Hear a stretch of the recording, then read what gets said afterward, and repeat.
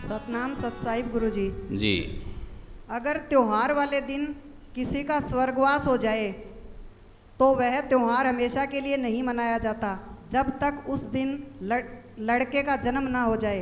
क्या ऐसा कोई विधान है? देखो, बैठो। कोई भी त्योहार मनाते हैं, त्योहारों की मान्यता हमने की है, त्योहारों की व्यवस्था ये हमने की है, ये मान्यता है अपनी। हम ये मान लेते हैं कि इस त्योहार को हमारे घर से एक आदमी की कमी हो गई। क्या हो गई? कमी हो गई। तो हम इस त्योहार को तब मनाएंगे जब उस आदमी की पूर्ति होगी। कोई भी एक जीव हो रहा है कि हमारे घर में लड़का पैदा होगा, ये पूछा नहीं इन्होंने, तब मनाएंगे। ये सिर्फ और सिर्फ क्या है? मान्यताएं हैं, ऑर्थोडॉक्स टाइप बातें हैं। इनका कोई किसी प्रकार का वैज्ञानिक आधार नहीं है। ठीक है जी।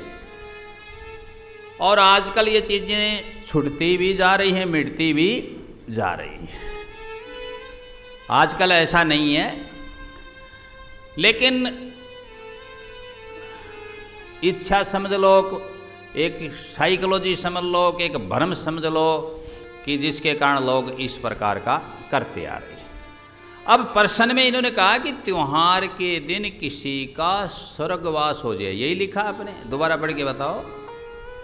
हाँ, पुनः आप रिपीट करें अपने क्वेश्चन को। सतनाम सतसाहिब गुरुजी। जी।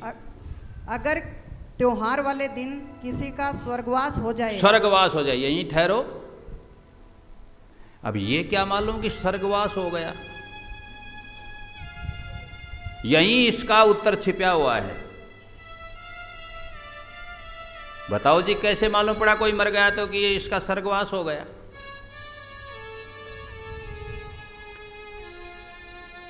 बहुत से वर्षों तक तपस्या करते थे, तब भी स्वर्ग की प्राप्ति नहीं होती थी। ये इनके पुराण शास्त्र बता रहे हैं। फिर कोई भी मर गया और उसका स्वर्गवास हो गया, कैसे संभव हो सकता है? बैठिए, सोचो ये बात। पापी मरा, धर्माता मरा, बलात्कारी मरा, अत्याचारी मरा, व्यभिचारी मरा, और क्या हो गया? स्वर्गवास। सब स्वर्ग इन्हीं के लिए है। स्वर्ग फिर सोचने की बात है कि नहीं है?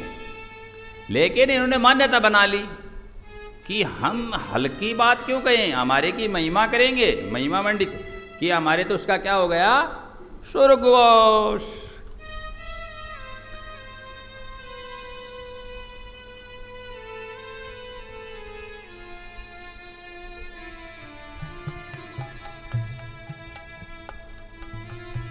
जाऊं जाऊं सब करें,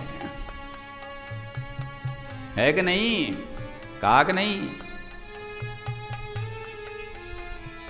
बताओ, सोचो ये बात। जाऊं जाऊं सब कर रहे हैं, लेकिन अगले कह रहे कि साहिब को पर्चे बिना जाओगे किस ठोर? कहां जा रहे हो?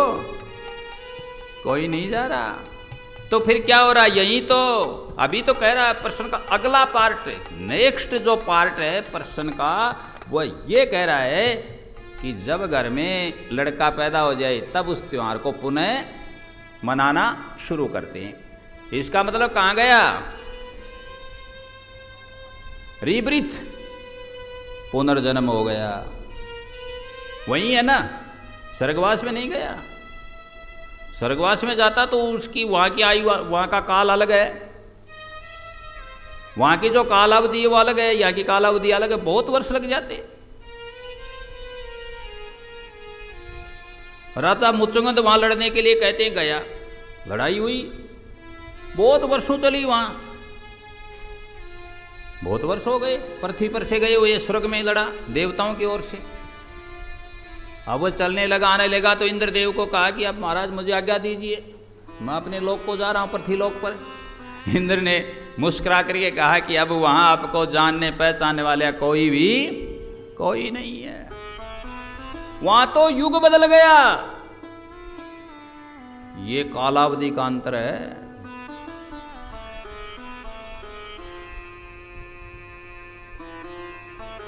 सब बदल गया वहां। वहां के लोगों की हाइट भी क्या हो गई, बिल्कुल कम हो गई, युग परिवर्तन हो गया।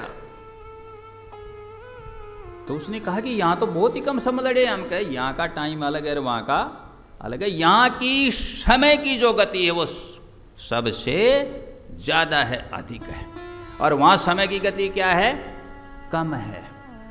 जैसे एक आदमी एक फास्ट से फास्ट चलने वाली गाड़ी से जा रहा है, सड़क मार्ग से जा रहा है, तेज रफ्तार की गाड़ी से, जो मान लो कि कम से कम 250 किलोमीटर प्रति घंटे की रफ्तार से चलने वाली, मान लो ज़्यादा से ज़्यादा 250 की कोई होगी, इसी प्रकार की गाड़ियाँ होंगी आज। और एक आदमी जा रहा है किससे, ये जो सड़क बनाने वाला है, क्या बोलते हैं उसको, रोलर बलडोजर, इससे जा रहा है। तो वहाँ का टाइम की गति समझ गए, बलडोजर के समान है, और यहाँ के टाइम की गति 250 किलोमीटर प्रति घंटा, ये समझ लो आप। तो स्वर्गवास हुआ कि नहीं हुआ ये कोई कन्फर्म नहीं है, ये निश्चित नहीं है, इस बात को याद रख लो। और प्रश्न का उत्तर दे दिया गया कि ये मान्यता की बातें हैं और ये काल्पनिक बातें भी हैं, और ये इस प्रकार बना ली और ये चल रही हैं। और मैंने कहा कि इनका वैज्ञानिक कोई भी बेस नहीं है, आधार नहीं है। सतनाम सत।